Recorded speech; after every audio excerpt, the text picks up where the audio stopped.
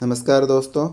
ये हमारा RRB group D का जो 3 अक्टूबर 2018 को पेपर हुआ था उसका सेकंड शिफ्ट का पेपर है। अभी हम सोल्व करते हैं। इसमें मैथ के क्वेश्चन जो है वो मैं आपको सोल्व करा रहा हूँ। यदि g is equal to this है तो g का 1/4 ज्ञात करना है। ठीक है, तो 1/4 करना है। कैसे करेंगे हम? पहले इसका मान निकालो, इसका मान निकालने के बाद उसको 4 से डिवाइड कर दो। ठीक है, अभी करो, इसको इससे करोगे तो क्या आ जाएगा 8 प्लस। ठीक है, पहले ये सोल्व होगा 20, 20 को 2 से भाग करोगे तो क्या आएगा 10, और 10 को 14 से गुणा करोगे तो 140। ठीक है, तो ये कितना आ गया 148। अब इसका चौथाई यानी कि इसको 4 से भाग कर दो। ठीक है, तो 4 से भाग करोगे क्या आएगा 4 तिया 12 और 4 शता 28। ठीक है, तो 37 जो है वो इसका आपका आंसर आ जाएगा। ठीक है, नेक्स्ट प्रश्न पे चलते हैं। निम्न चित्र में वर्गों की संख्या ज्ञात कीजिए। ठीक है, इसका आंसर इसमें गलत है, इसलिए रेलवे ने इसको जो त्रुटिपूर्ण क्वेश्चन की श्रेणी में डाल दिया था। ठीक है, तो इसमें वर्ग वैसे तो यदि आप गिनना चाहो तो कितने हैं?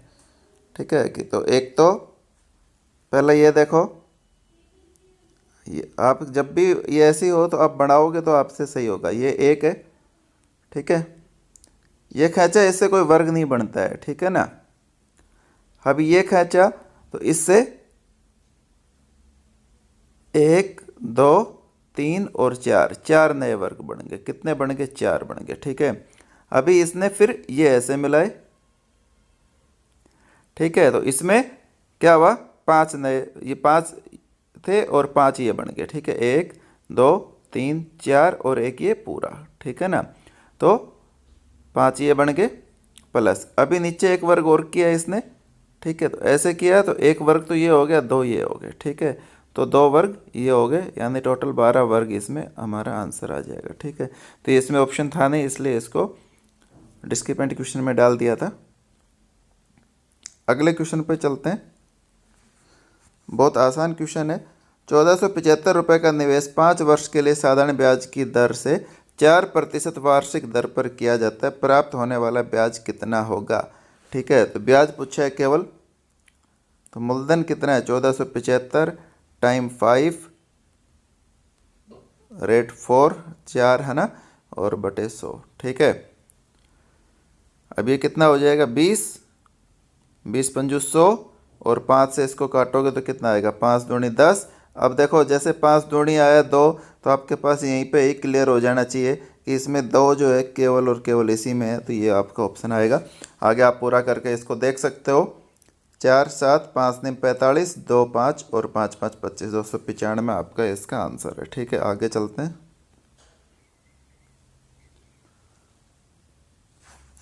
चतुर्भुज के 4 कोणों में से प्रत्येक का मान कितना होता है? 65 डिग्री है।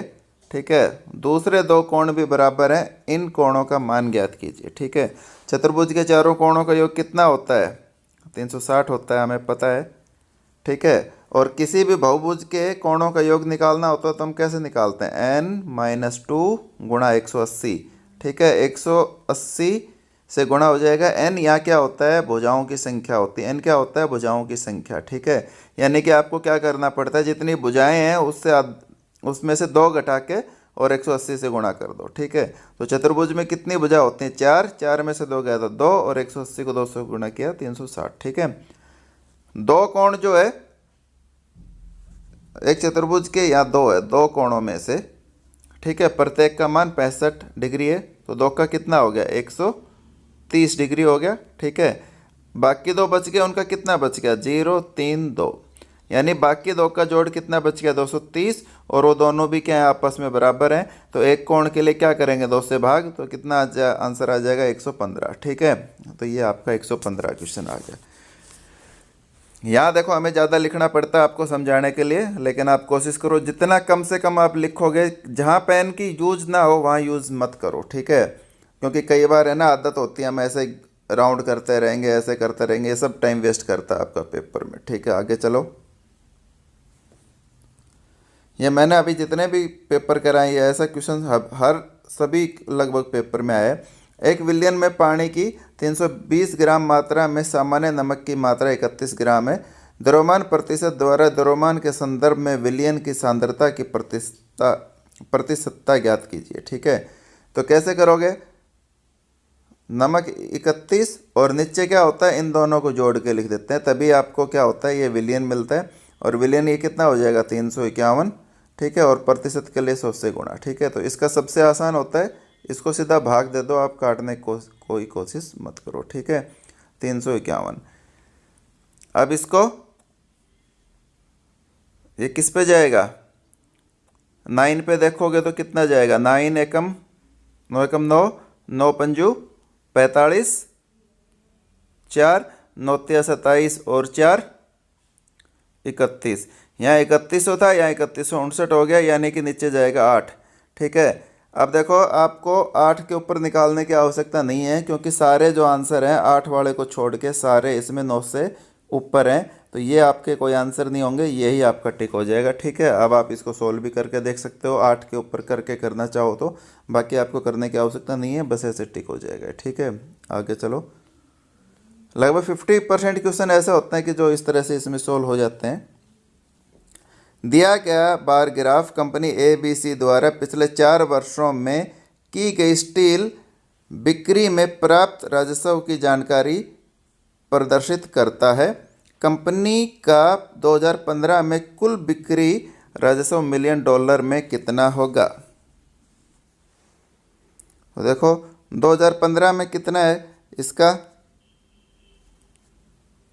2015 का कहाँ आ रहा है, ये आ रहा है, और ये किसका 8 का है। ठीक है, मिलियन, तो 8 मिलियन इसका 2015 में आपका आंसर आ जाएगा। ठीक है, तो इसका बी वाला जो है हमारा ठीक हो जाएगा। अगले क्वेश्चन पे चलते हैं।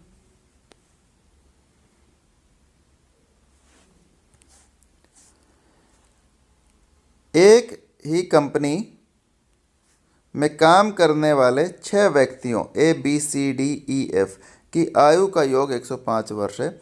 उन सभी के पैदा होने में 5 वर्षों का अंतर है। सबसे बड़े व्यक्ति की आयु कितनी है, ये हमें ज्ञात करनी है। ठीक है, सबसे पहले तो जिनको आता है उसके लिए मैं बता देता हूँ, जिनको नहीं आता फिर उसको भी बताते हैं। ठीक है, अब जैसे 105 वर्ष है और यहाँ अंतर कितना है, 5 वर्षों का, तो जितने वर्षों का अंतर है उसको इससे भाग कर दो। ठीक है, तो 5 से भाग करो, क्या आ जाएगा, 21। ठीक है, तो आप जो औसत जो योग है वो आपका क्या आ गया, 6 का 21 आ गया। ठीक है ना, अब टोटल कितनी है, 6, तो औसत कितना आ जाएगा, इसको भाग दे दो, 36 18 और 3 बचेगा, 6 पंजो 30। ठीक है, अब 6 संख्याएं हमारी क्या होंगी। ठीक है, तो जो 3.5 आता है वो क्या होता है कि उससे एक संख्या ये 3 होगी, 4 होगी, तो 2 संख्या ये होगी और 2 इससे छोटी, 2 1 5 और 6। ठीक है, अब इसमें क्या पूछी है, सबसे बड़े व्यक्ति की, तो यहाँ कितना 5 वर्षों का था, 5 से हमने भाग किया था, तो यहाँ 5 से इसका गुणा कर दो, 5 6 का 30 वर्ष इसकी आंसर हो जाएगा। ठीक है, अब जिनको नहीं पता है उसको मैं बताता हूँ। ये क्या कह रहा है, 6 व्यक्ति ABCDEF की आयु का योग 105 है और पैदा होने में कितने का अंतर है, 5 का अंतर, यानी पहले का यदि x होगा तो अगले का क्या होगा, x + 5, उससे अगले का क्या होगा, x प्लस इसमें 5 जोड़ दो तो 5 और 5 10, उससे अगले का क्या होगा, इसमें 5 जोड़ दो तो x + 15, 1 2 3 4 हो गए, उससे अगला क्या होगा, x प्लस इसमें 5 जोड़ो 20, और उससे अगला क्या होगा, x + 25, और इनका सबका जोड़ कितना है, 105। ठीक है, अब देखो x कितने हो गए, 1 2 3 4 5 6, 6x और प्लस इनको जोड़ो कितना आएगा, 5 10 15, 15 और 15 30 और 20 50 और 25 75। अब इधर प्लस 75 आएगा, उधर 105 आएगा। ठीक है, अब 75 उधर जाएगा तो इसमें से घट जाएगा और घट के कितना बचेगा, 30। ठीक है, तो x का मान कितना आ जाएगा, 6 पंजू 30, यानी कि 5 आ गया। ठीक है, और सबसे बड़े वाला क्या था, x + 25, x का मान क्या था, 5, 5 + 25 कितना आ गया, 30 वर्ष, ये इसका आंसर आ गया। अगले क्वेश्चन पे चलते हैं। अब देखो इसमें 3-4 क्वेश्चन जो है वो ग्राफ से संबंधित आगे ग्राफ को देख के, इसमें ग्राफ से आसान तो कोई क्वेश्चन है ही नहीं। निम्न चार्ट एक सार्वजनिक क्षेत्र की कंपनी ABC कंपनी का वित्तीय वर्ष 2015-16 के दौरान कुल व्यय के आंकड़ों की जानकारी देता है। ठीक है, कंपनी ने 2015-16 में इंफ्रास्ट्रक्चर पर कितने रुपए खर्च किए थे। ठीक है, ये रुपीज में जो है वो इनके लाख करोड़ जो है। ठीक है, ये इसका इधर वैल्यू है, ये टैक्स है, ये इंफ्रास्ट्रक्चर है, ये इंडस्ट्रियल लोन है, ये सैलरीज है, ये रिसर्च एंड डेवलपमेंट है। तो इंफ्रास्ट्रक्चर में देखो यहाँ किसके ऊपर आ रहा है, 20 के ऊपर आ रहा है, तो 20 लाख करोड़ जो है वो इसका आपका आंसर हो जाएगा। बस इतना सा ही करना था, इसमें कुछ नहीं करना। अगले क्वेश्चन पे चलो।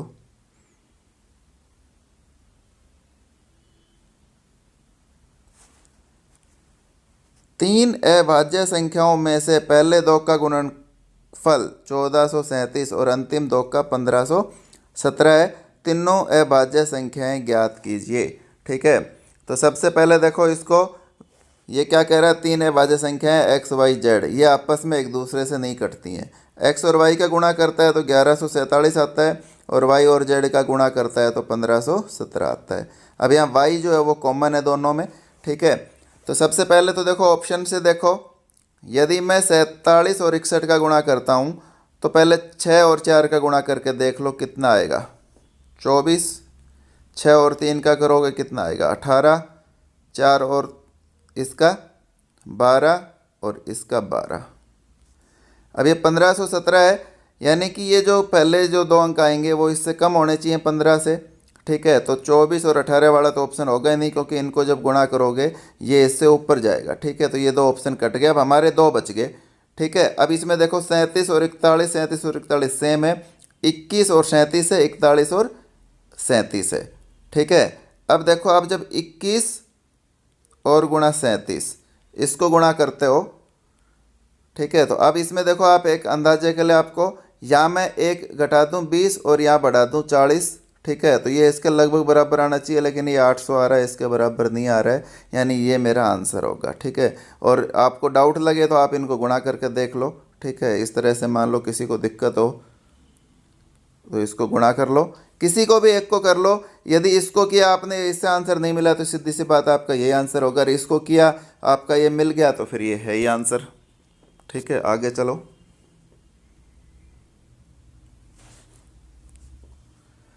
75,000 रुपये में एक कार रिमा 75,000 रुपये में एक कार खरीदती है, वह इसकी रिपेयरिंग पर 10,000 रुपये खर्च करती है। बाद में उसने यह कार चीरू को 15% लाभ पर बेच दिया।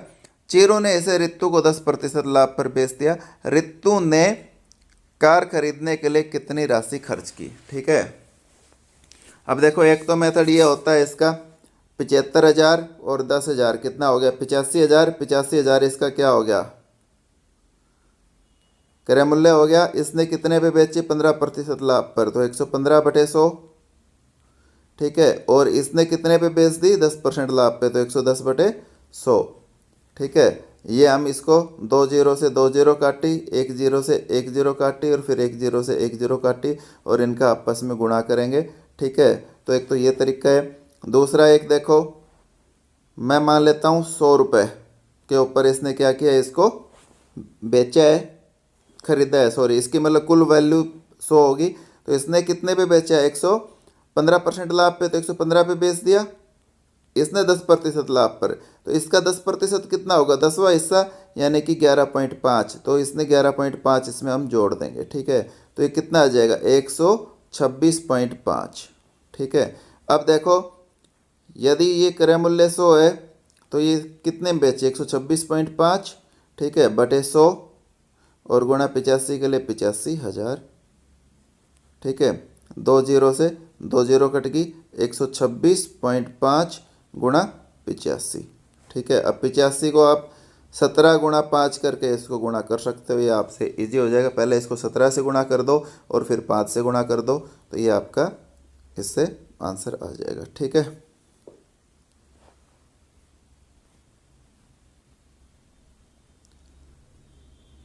अगला क्वेश्चन है, एक टैंक से 3 पाइप जुड़े हुए हैं। पहला पाइप टैंक को 30 मिनट में और दूसरा 45 मिनट में भर सकता है।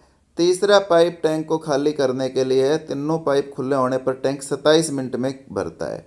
ठीक है, ज्ञात कीजिए कि तीसरा पाइप टैंक को कितने समय में खाली कर देगा। ठीक है, सबसे पहले तो देखो ये 30 मिनट है, ये 45 मिनट है और ये 27 मिनट है। ठीक है, इनका आपको एलसीएम लेना पड़ेगा। तो एलसीएम कितना आएगा, 30, 45, 27। ठीक है, 3 से कट जाएगा 10, 15 और 9, फिर 3 से कट जाएगा 10, 3 पंजू 15 और 3 तिया 9। ठीक है, अब ये 5 से कट जाएगा, 5 दूनी 10, 5 एकम 5 और 3। ठीक है, तो इसका एलसीएम कितना आ जाएगा, 3 तिया 9, 9 पंजू 45, 45 दूनी 90 और 90 तिया 270। ठीक है, तो कितना आ गया एलसीएम इसका, 270। मैं मान लेता हूँ 270 लीटर की ये क्या है, आपकी टंकी है। ठीक है, अब पहले वाला 30 मिनट में भरता है, तो 1 लीटर में कितने डाल देगा, 9 लीटर पानी डाल देगा। कितने डाल देगा, 9 लीटर। दूसरा 45 में भरता है, तो कितने डाल देगा,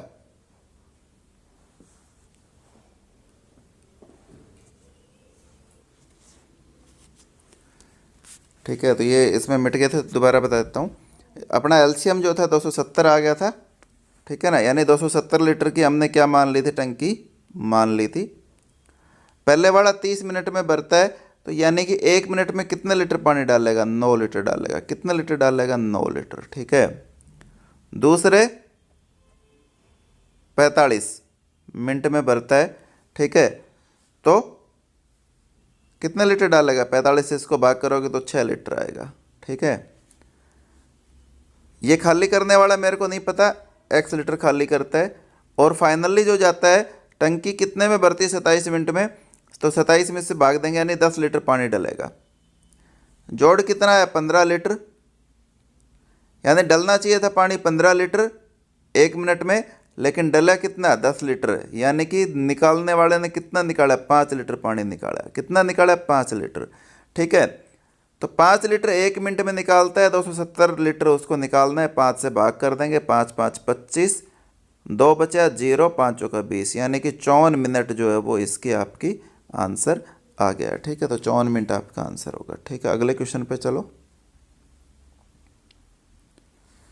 किसी नाव की शांत जल में चाल 12 किलोमीटर प्रति घंटा है। यदि नाव जल की धारा की विपरीत दिशा में 38 किलोमीटर की दूरी 4 घंटे में तय करती है, तो धारा की चाल किलोमीटर में क्या होगी। ठीक है, अब देखो धारा की पूछी है, नाव की दी हुई है, तो सबसे पहले तो क्या है, 38 किलोमीटर प्रति घंटा, 38 किलोमीटर की दूरी है, 4 घंटे में तय करती है, तो ये क्या चाल क्या आ जाएगी, 4 से भाग कर दो, 4 निम 36, 2 0 और 4 पंजो 20, यानी कि 9.5 किलोमीटर प्रति घंटा। ये क्या आ गई, विपरीत दिशा में धारा की पूछी है, तो धारा के लिए क्या करेंगे, शांत जल में से उसकी जो विपरीत वाली है वो हम घटा देंगे, तो ये घटा दी, तो इसमें से क्या आ जाएगा, इन दोनों का आंसर 2.5 आ जाएगा। क्या आ जाएगा, 2.5। ठीक है, तो ये आपका आंसर है। अगले क्वेश्चन पे चलते हैं।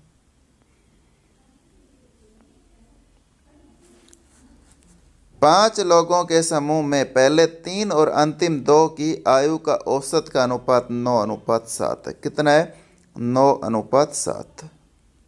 यदि उनकी आयु के औसत का अंतर 12 होता, अब औसत जो है उसका अंतर एक्चुअल में कितना है, 12, और यहाँ हमारा कितना है, 2, यानी ये कितने गुणा है, 6 गुणा। यानी कि इनको भी हमें क्या करना पड़ेगा, 6 से गुणा करना पड़ेगा। ठीक है, तो 9 6 की 54 और ये क्या आ गया, 42। ये पहले 3 का औसत है, ये लास्ट के 2 का औसत है। ठीक है, अब क्या कह रहा है, पाँचों की एक साथ औसत निकालनी है, तो कैसे निकालोगे, इसको 3 से गुणा करो, इसको 2 से गुणा करो और इसको क्या कर दो, 5 से भाग कर दो। ठीक है, तो इसको जब करोगे तो क्या आ जाएगा, 54 तिया कितना होता है, 162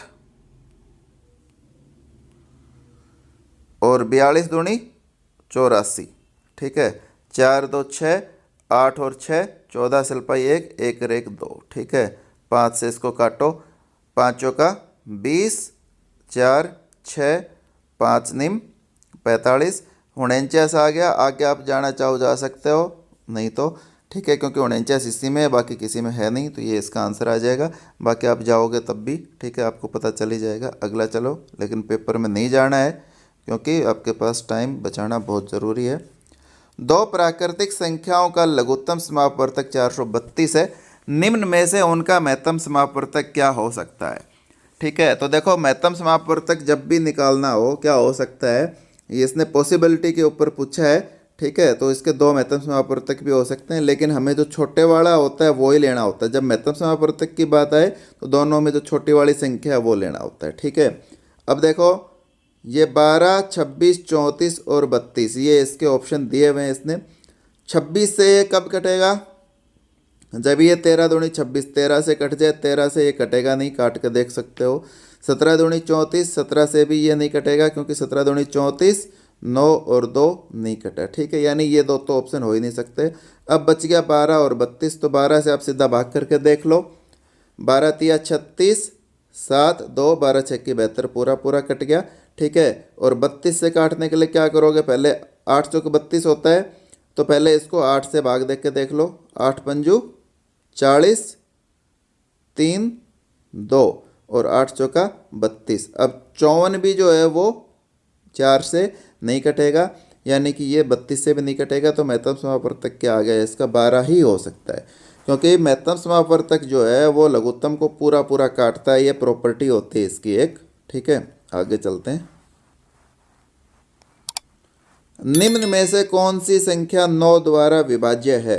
ठीक है, तो इसका हमें पता है, क्या करते हैं हम अंकों को जोड़ते हैं, जोड़ आने के बाद जो संख्या आती है वो 9 से कटनी चाहिए, 9 से कटेगी तो वो क्या होगी, विभाज्य होगी, अदरवाइज नहीं होगी। अब इनको जोड़ोगे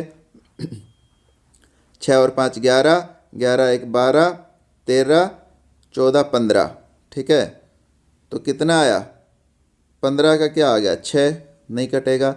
इनका जोड़ो 9 और 4 13, 13 और 6 19, 19 और 5 24, 24 और 3 27। ठीक है, तो 27 भी क्या आ जाएगा 9, तो ये कट जाएगा, यही होगा। बाकी इनको आप दोनों को देख सकते हो, इनका इस तरह से नहीं आएगा, तो ये आपका सही ऑप्शन हो जाएगा। ठीक है, अगले क्वेश्चन पे चलते हैं।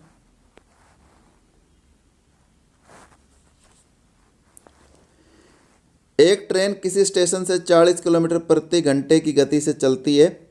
2 घंटे बाद एक और ट्रेन उसी ट्रेन से उसी दिशा में एक निश्चित गति से छूटती है। ठीक है, यदि दूसरी ट्रेन पहली ट्रेन को 4 घंटे में पकड़ लेती है तो दूसरी ट्रेन की गति ज्ञात करो। ठीक है, अब देखो जो इसकी थर्ड शिफ्ट था उसमें भी ऐसा पेपर था, ऐसा क्वेश्चन था। ठीक है, आप दूसरे भी पेपर मेरे प्लेलिस्ट में जाके देख सकते हो कि जो भी 2018 में आए हुए हैं वो पेपर सेट से मैं मैथ के क्वेश्चन करा रहा हूँ इसमें। ठीक है, अभी देखो पहले सवाल को समझो, कहना क्या चाह रहा है। दिल्ली से लेके मुंबई तक कोई भी स्टेशन मांग सकते हो आप। ठीक है, कोई ट्रेन चलती है, इसकी जो पहले जो ट्रेन चली इसकी 40 किलोमीटर प्रति घंटा जो थी क्या थी, चाल थी। जब ये 2 घंटे इसको चले हुए हो गए, उसके बाद इनने एक दूसरी ट्रेन यहाँ से छोड़ ली। ठीक है, और उसने पहली वाली ट्रेन को 4 घंटे में पकड़ लिया। ठीक है, इस ट्रेन ने 4 घंटे, यानी कि ये ट्रेन कितने घंटे चल रही, 4 घंटे तो ये हो गए और 2 घंटे ये हो गए, यानी कि 6 घंटे चल रही। कितनी चल रही, 6 घंटे। अब इसकी गति कितनी है, 40 किलोमीटर प्रति घंटा, तो 6 घंटे में इसने कितनी डिस्टेंस ट्रेवल कर दी, 240 किलोमीटर ट्रेवल कर दी।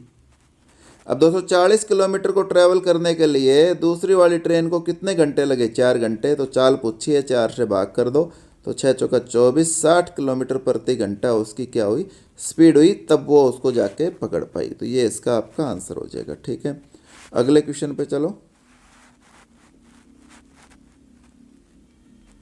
निम्न डायग्राम एक रेस्टोरेंट XYZ में बिकने वाली विभिन्न खाद्य पदार्थों की जानकारी देता है। ठीक है, और खाद्य पदार्थ क्या क्या हैं, जैसे ये Chinese, burger, pizza, donuts, sandwich और अदर बेक्ड आइटम्स हैं। ठीक है, अब पूछ क्या रहा है, नवंबर 2017 में रेस्टोरेंट की कुल आय 35 लाख थी। चाइनीज़ खाद्य पदार्थों में बिक्री द्वारा रेस्टोरेंट XYZ को कितना राजस्व प्राप्त हुआ। ठीक है, अब देखो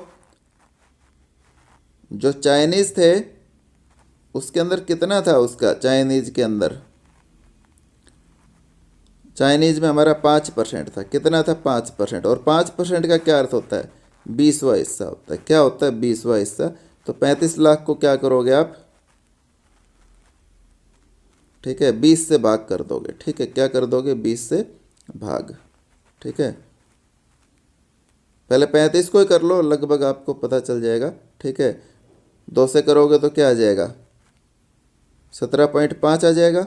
ठीक है, अब 17.5 से संबंधित देखो एक ही आंसर है ये, तो 1.75 लाख इसका आपका आंसर है। ठीक है, अगले पे चलते हैं।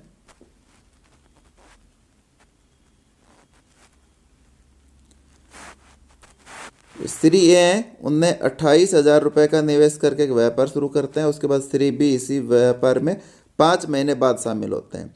उसके अगले 2 महीने बाद श्री सी भी इसमें शामिल होते हैं। यदि 1 साल के बाद उनके लाभ का अनुपात कितना है, 4:2:3 है। तो श्री बी और श्री सी द्वारा निवेश की गई राशि कितनी थी। अब देखो सबसे पहले क्या आता है, जो श्री ए हैं वो पूरे 12 महीने रहे। ठीक है, अब जो श्री बी जो थे वो 5 महीने बाद, यानी कि वो 7 महीने रहे। और लास्ट में क्या बच गए, श्री सी, वो उसके भी 2 महीने बाद आए, यानी कि लास्ट के 5 महीने रहे। ठीक है, अब इनने कितनी राशि की, 28,000, यानी कि 1 महीने में 28, तो पूरी साल में क्या हो गया इसका, 28,000 गुणा 12। ठीक है, अब क्या कह रहा है, लाभ का अनुपात कितना था, 4:2:3। ठीक है, अब इसका जो हिस्सा है कैसे करोगे, 4 से इसको हम भाग कर देंगे। ठीक है, तो 4 से भाग करोगे क्या आएगा, 7,000 गुणा 12। ठीक है, क्योंकि ये 28,000 था और इनका अनुपात क्या है, 4:2:3। ठीक है, तो अभी जो है इसने पूछा है, तो श्री बी और श्री सी द्वारा निवेश की गई राशि कितनी थी। तो अब हमें श्री बी का और सी का निकालना है। एक सेकंड,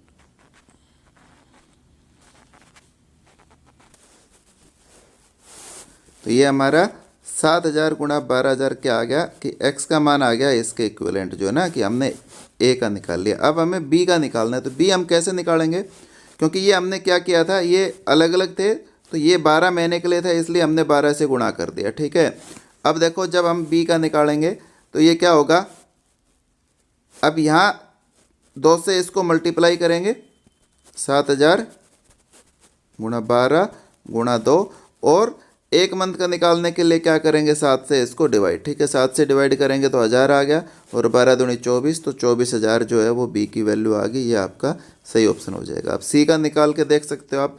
सी के लिए क्या करेंगे, इसको 7,000 गुणा 12 ऐसे कैसे रहेगा, सी का कितना है 3, तो बटे 3 कर देंगे, और गुणा यहाँ कितना है, नहीं यहाँ 3 करेंगे और यहाँ नीचे 5 करेंगे, 5 से। ठीक है, तो इसको मैं कट करके यहाँ कराता हूँ, 7,000 गुणा 12 था और गुणा, ठीक है, 3 और बटे 5 करेंगे। ठीक है, 5 से इसको काटोगे तो कितना आ जाएगा, 1400 गुणा 12 और गुणा 3। ठीक है, 14×3 4200 और गुणा 12। अब कर लो 0 0, 12 दूनी 24। ठीक है, 2 असल, 12 चौके 48, 2 50, यानी कि 50,400 जो है वो इसका सी की निवेश की गई राशि जो है वो इसमें आ जाएगी। ठीक है, ये थोड़ा सा डिफ़िकल्ट सम है, क्योंकि इसमें जो है ये मंथ का जो है वो दे दिया है। ठीक है, आगे चलते हैं। इसको हम ऐसे भी कर सकते हैं। ठीक है, यहाँ मेरा जो है 4:2:3 है। 4 के इक्विवेलेंट मेरे को पता है कितना है, 28,000 है। ठीक है, यानी कि 7,000 से ये क्या हुआ है, गुणा हुआ है। क्या हुआ है, 7,000 से गुणा, इसको यानी इससे भाग देखेंगे 7,000, तो ये क्या आएगा इसकी इक्विवेलेंट, 14,000 आएगा, और ये क्या आएगा, 21,000 रुपये। ठीक है, अब जो 14,000 रुपये जो इसको मिले हैं, ये पूरी साल के हिसाब से है ना। पूरी साल में कितने मंथ होते हैं, 12, तो 12 से इसको मैंने मल्टीप्लाई कर दिया, ठीक है, ये मतलब एक एक मंथ का हुआ, एक एक एक, और साल में कितने होते हैं 12। इसका एक्चुअल में कितने महीने पैसे लगे, 7 महीने, तो इसको 7 से हमने डिवाइड कर दिया। इस वाले केस में 21,000, साल में महीने 12, इसका कितने महीने पैसे लगा था 5 महीने, तो इसको 5 से डिवाइड कर दिया। ठीक है, इसको करोगे 7 दूनी 2000, और ये इसका इस तरह से आंसर आ जाएगा। इस तरह से भी कर सकते हो। अगला चलते हैं। श्याम के अंक दिव्या के अंकों से 25% अधिक हैं। ठीक है, जब भी अधिक है आ जाए तो ऊपर तो जो अंक अंक वही लिखना है 25, और नीचे अधिक है तो जोड़ दो, अधिक जोड़ दो। ठीक है, और किससे गुणा कर दो 100 से। 25 पंजू 125 और 5 से 20, तो क्या आंसर आ जाएगा, दिव्या के अंक श्याम से कितने प्रतिशत कम है, तो क्या आ जाएगा 20%। उल्टा हो जाए, दिव्या के अंक श्याम के अंकों से 20% कम है, या 20%, और क्या दे दे 20% दे दे और कम दे दे। जब भी कम दे दे तो ऊपर तो जो दिया हुआ वही लिखना है, कम दे दे तो कम कर दो, घटा दो, और ज़्यादा दे तो अधिक दे तो ज़्यादा कर दो। तो 20/80 गुणा 100। ठीक है, तो 20 चौक 80, और 4 से काटोगे तो क्या आ जाएगा 25%। ये तो शॉर्ट ट्रिक होगी, कॉन्सेप्ट अब मैं बता देता हूँ आपको। श्याम के अंक दिव्या के अंकों से 25% अधिक हैं। ये श्याम है, ये दिव्या है। दिव्या के अंकों से, यानी कि दिव्या के यदि 100 हैं तो श्याम के कितने हैं 125। अब ये पूछ रहा है दिव्या के अंक श्याम से कितने प्रतिशत कम है। ठीक है, यानी कि यहाँ यदि 100 हो श्याम के अंक, तो ये कितना होगा ये इसमें पूछ रहा है। ठीक है, ये मेरे को निकालना है। तो अभी निकालने के लिए क्या करते हैं, हम ऐसे करते हैं, x इजिकल टू, तो x इधर जाएगा, ये गुणा 100 हो जाएगा, और नीचे क्या आ जाएगा 125। ठीक है, 25 चौका 100, और 25 पंजू 125, और 5 से काटोगे क्या आएगा 20, यानी 20 चौका 80। यानी ये इसके जब शाम के 100 हुए तो इसके कितने हो गए 80। कितने का डिफरेंस आ गया 20 का। तो ये आपका इसका बेसिक कॉन्सेप्ट है। वैसे मैंने ट्रिक से आपको बता ही दिया है। ठीक है, आगे चलो।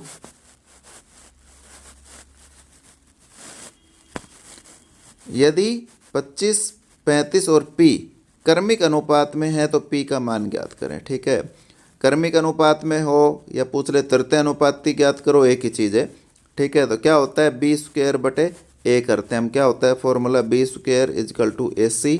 ठीक है, तो आपको c निकालना है, यहाँ p दिया हुआ है, तो क्या हो जाएगा b² p। तो b कितना है 35 गुणा 35 और बटे 25, 5 5 25, 5 7 35 और 5 7 35, 7 7 49, ये आपका आंसर आ गया। ठीक है, अगला क्वेश्चन का उत्तर क्या होगा। ठीक है, ये देखो एक स्पेशल तरह की वो भिन्न है। ठीक है, ये क्या होता है 1/2 गुणा 3 प्लस ये 3 है तो 3 गुणा 4, 4 गुणा 5, ऐसे ये चलता जा रहा है। तो लास्ट वाले का आप टुकड़ा निकाल लो, 1/7 गुणा 8। ठीक है, तो इसका क्या फार्मूला होता है, इसका निकालने का फार्मूला होता है कि 1/, पहले तो इनके बीच में डिफरेंस जो है वो ले लो। ठीक है, डिफरेंस कितना है 1 है, पहले वाला छोटे वाला अंक ले लो 1/2 और माइनस उसमें से ये बड़े वाला क्या कर दो घटा दो, तो -1/8। ठीक है, ये इसका आंसर आ जाएगा। तो ये तो ख़त्म ही हो गया। नीचे एलसीएम कितना आ गया 8, 2 चौकी 8, तो 4 माइनस और 8 से 1 यानी 3/8 इसका क्या आ गया आपका आंसर, ये आ गया है। ठीक है, अगला क्वेश्चन, निम्न समीकरण में से x का मान ज्ञात कीजिए यदि x - y² -36 इजिकल टू 0 हो और x एक नेचुरल नंबर हो। ठीक है, तो यानी कि x - 2 का स्क्वायर हम क्या करेंगे, ये 36 उधर ले गया मैं। जब मैं अब ये क्या करूँगा, मैं इसको ये हटाऊँगा तो इसका यानी कि 6 का वर्ग होता है तो 6 लिख दूँगा। ठीक है, अब देखो क्योंकि ये -6 भी हो सकता था +6 भी हो सकता था, लेकिन क्योंकि हमारा ये क्या नेचुरल नंबर है तो हम 6 लेंगे, -6 नहीं लेंगे इसका मान। ठीक है, यानी x - 2 क्या आ गया 6 आ गया, और x इजिकल टू 6 और 2 उधर चला जाएगा तो 6 + 2 क्या आ जाएगा 8 आ जाएगा। ठीक है, इसका मैं बता दूं क्या होता है, आप -2 का स्क्वायर करोगे कितना होता है 4, और 2 का स्क्वायर करोगे तो भी क्या होता है 4। यानी कि जब भी इसका वर्गमूल आप निकालो, ठीक है ना, तो उसके दो मान हो सकते हैं, -2 भी हो सकता है और +2 भी हो सकता है, ठीक है। लेकिन जब ये किस तरह का पूछ रहा है, क्योंकि इसने स्पेसिफिकली मेंशन किया है, वो नेचुरल नंबर होगा, और नेचुरल नंबर 0 से बड़ा होता है, 1 से स्टार्ट होता है, 1 2 3 ये सब नेचुरल नंबर होते हैं, ठीक है। तो नेगेटिव वाला मान इसका होगा ही नहीं, तो ये इसलिए हमने छोड़ दिया, ठीक है। अगले क्वेश्चन पे चलते हैं।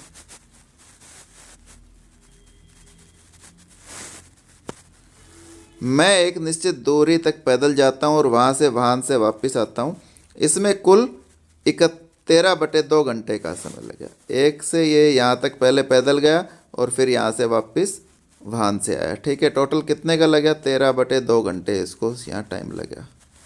जबकि दोनों ओर पैदल जाने आने में कुल कितने घंटे लगते हैं, 31.4। दोनों तरफ यदि पैदल जाए, यानी कि इधर भी पैदल गया और फिर इधर भी पैदल आया, तो 31.4 लगते हैं, 31/4 घंटे, ठीक है।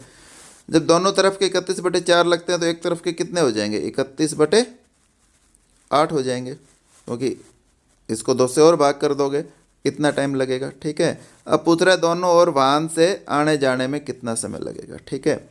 अब देखो, ये गया था, पैदल गया, आया वाहन से, तो कितना था 13/2, और पैदल जाने में इसको कितना समय लगेगा, 31/8, ठीक है। तो इसको घटाओ तो 8, और ये क्या हो जाएगा, 13 चौकी 52 -31, ठीक है। 52 में से 31 गए तो कितने हो जाएंगे, 21/8, ठीक है। यानी कि एक साइड से इसको वाहन से जाने में कितना समय लगता है, 21/8, और दोनों साइड जाना हो तो 2 से क्या कर देंगे, गुणा कर देंगे, करेंगे तो क्या आएगा, 2 चौकी 8, यानी 21/4 आवर, ये इसका आंसर आ जाएगा। अब इसको मिनट में कन्वर्ट कर दो, 4 पंजो 20, 1/4, ठीक है। अब 1/4 का क्या अर्थ होता है, 1 मिनट में कितने, वो 1 घंटे में कितने मिनट होते हैं, तो 60 से गुणा कर दो, 4 से 15, 5 घंटे 15 मिनट आपका इसका क्या आ जाएगा, आंसर आ जाएगा, ठीक है। ये हमारा लास्ट क्वेश्चन है इस पेपर सेट का। 7569 का वर्गमूल कितना है, निकालना है, ठीक है। अब देखो, हमें पता है जब भी 9 आता है तो उसका वर्गमूल या तो 3 होगा या 7 होगा, और इसमें सारे ही ऑप्शन जो हैं 3 और 7 वाले हैं, ठीक है। दूसरा क्या है, 80 का वर्ग कितना होता है, 6400, और 90 का कितना होता है, 8100। ये इन दोनों के बीच का है, यानी कि 80 से छोटी और 90 से बड़ी दोनों संख्याएं कट जाएंगी। अब बच गया 83 और 85, 83 और 87, ठीक है। अब इसके लिए क्या करना होता है, हमें पता है 83 और 87, ये अंक 8 है, तो इसको इससे अगले अंक से गुणा करते हैं, 72। यदि ये 2 अंक 72 से कम आते तो 83 ऑप्शन हो जाता है, और 72 से ज़्यादा है तो क्या हो जाएगा, 87 ऑप्शन हो जाएगा। तो क्या ऑप्शन हो जाएगा इसका, 87 आपका ऑप्शन हो जाएगा, ये इसका करेक्ट आंसर है, ठीक है। तो ये हमारा पेपर सेट पूरा हुआ। दोस्तों, मेरी वीडियो कैसी लगी कमेंट करके ज़रूर बताइए, ठीक है। और मेरे वीडियो को ज़्यादा से ज़्यादा लाइक कीजिए, शेयर कीजिए और चैनल को सब्सक्राइब कीजिए, ठीक है, ताकि आपको जो मैं वीडियो डालूँ नई वो आपके पास तुरंत पहुंच जाए। धन्यवाद।